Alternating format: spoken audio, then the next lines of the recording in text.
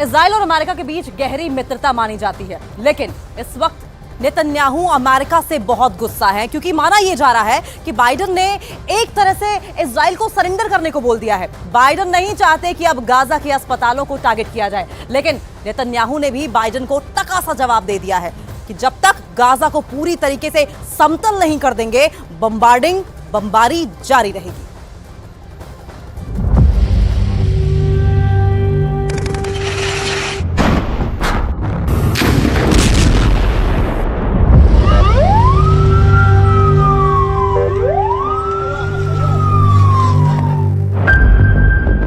Gaza पट्टी और Israel के युद्ध से किसे फायदा हो रहा है? कौन किस पर भारी पड़ रहा है?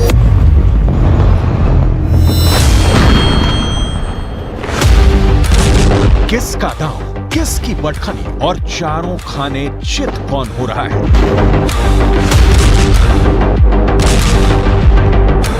सवाल बहुत है, लेकिन 24 घंटे के अंदर इस युद्ध को लेकर ऐसा नया मोड़ आ गया है कि इजराइल से लेकर अमेरिका तक सब हक्का बक्का है।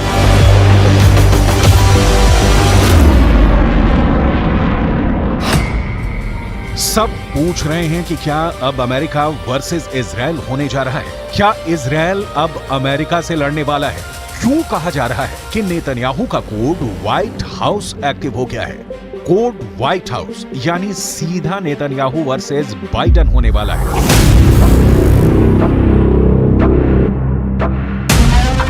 बाइडेन और नेतन्याहू की तकरार के पीछे गाजा का युद्ध है। वहां के अस्पताल हैं जिनको इजराइल के टैंकों ने घेरा हुआ है, लेकिन अब बाइडेन ने ऐसी बात कह दी है कि इजराइल से ना निगले बन रहा है ना उगले, क्योंकि बाइडेन ने नेतन्याहू को बहुत बड़ी मुश्किल में डाल दिया है। बाइडेन ने कहा है कि गाजा के अस्पतालों का बाल भी बांका नहीं होना चाहिए। My hope and expectation that there will be less intrusive action relative to the hospital. We're in contact, and we're with the Israelis. Also, there is an effort to take this pause to deal with the release of prisoners, and that's being negotiated as well. With the Qataris are engaged, and so I remain somewhat hopeful. But the hospital must be protected. Biden ने जो कहा उसे देखकर Benjamin Netanyahu का खून खौल गया। Gaza पर उनकी सेना हर तरफ से हमला कर रही है। गाजा पर इजराइल की बमबारी पर ब्रेक लगना मुश्किल हो गया है। 12,000 से ज्यादा लोगों की मौत के साथ गाजा में इस वक्त कब्रिस्तान की जगह कम पड़ गई है।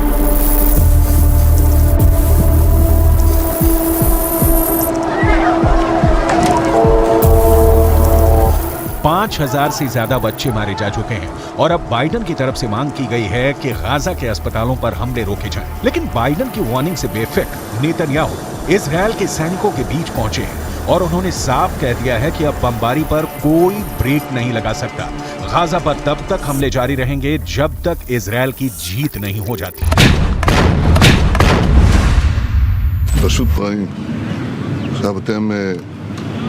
אתם כולכם חדורים באותה מטרה, אנחנו הולכים לנצח. אין פה הפסקות, אין פה חצאי דברים, זה לא מבצע, זה לא סבב, פה הולכים עד הניצחון הטוטלי.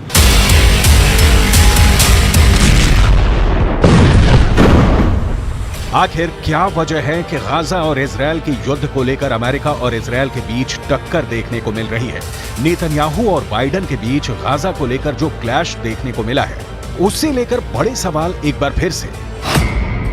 क्या अब अमेरिका वर्सेस इजराइल होने जा रहा है? क्या इजराइल अब अमेरिका से लड़ने वाला है? क्यों कहा जा रहा है कि नेतन्याहू का कोड व्हाइट हाउस एक्टिव हो गया है? या ये सब इजराइल और अमेरिका के बीच नूरा कुश्ती है? क्योंकि दुनिया 12,000 लोगों की मौत को लेकर आग बबूली हो चुकी है। इंडोनेशिया से लेकर फिलीपींस तक फिलिस्तीन के समर्थन में प्रदर्शन हो रहे हैं। गाजा में जो मौत का तांडव हो रहा था, उसे लेकर दुनिया का एक बहुत बड़ा हिस्सा गुस्से में है और सब जानते हैं कि इजराइल और अमेरिका इस वक्त साथ में है।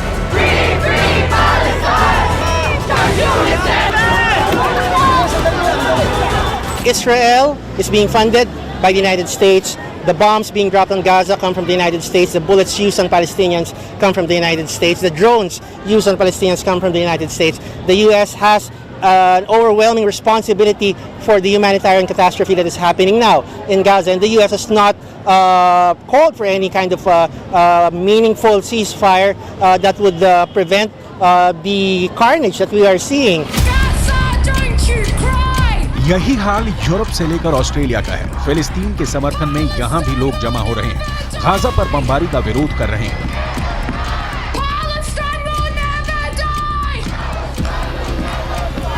इस भीड़ में ऐसा कोई नहीं है जो अब गाजा के अस्पतालों में जख्मी लोगों को देखना चाहता है। कोई नहीं चाहता कि गाजा के अस्पतालों से बच्चों की लाशें निकलें।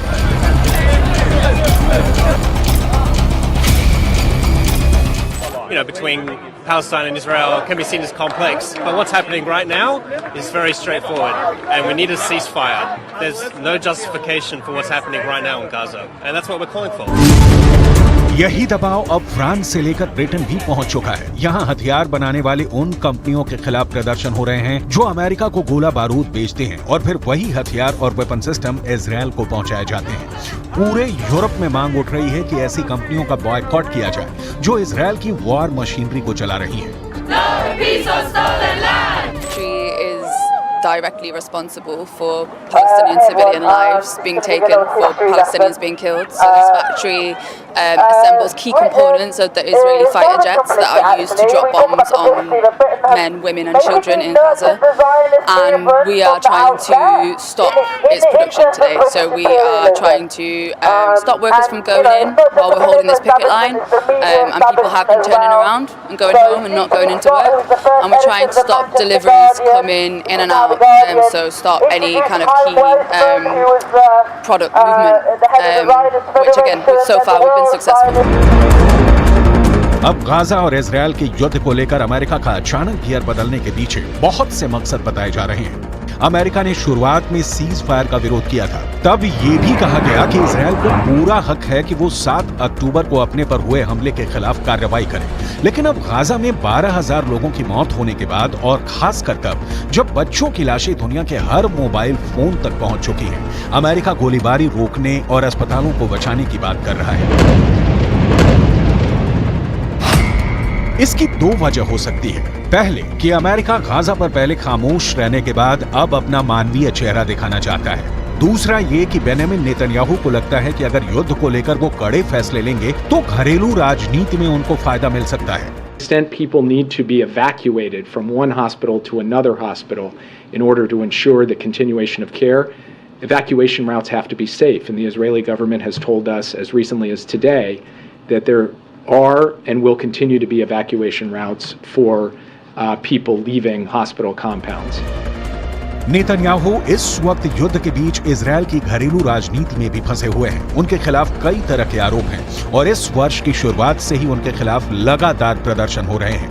लेकिन नेतन्याहू इस वक्त वॉर जोन में बिजी हैं। वो हर उस मोर्चे पर जा रहे हैं जहां की तस्वीरें हमास को भी परेशान करेंगी और इजरायल में उनके विरोधी भी उसे बचा नहीं पाएंगे।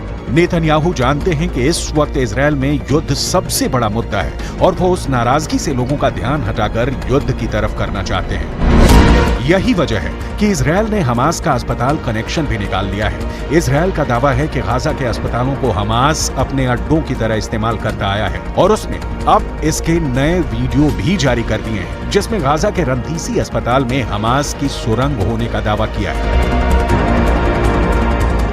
You can see the tunnel. The tunnel is let down more than 20 meters down. The rowboat found a door over tunnel. It's part of the same floor and it slides down here. And this is the place where I showed you the tunnel. I want you to see. We are now in the area of the basement of the hospital. I want to show you a room where we found all the gear, the operational gear, what Hamas is holding inside the hospital. Israel की सेना का दावा है कि Hamas ने इस अस्पताल को अपने अड्डे की तरह इस्तेमाल किया है और यही हाल गाजा के बाकी अस्पतालों का भी है। वैसे गाजा से आ रही रिपोर्ट से पता चला है कि गाजा के अहली अरब अस्पताल जिसमें इस वक्त 500 से ज्यादा मरीज हैं, वहां इलाज पूरी तरह से बंद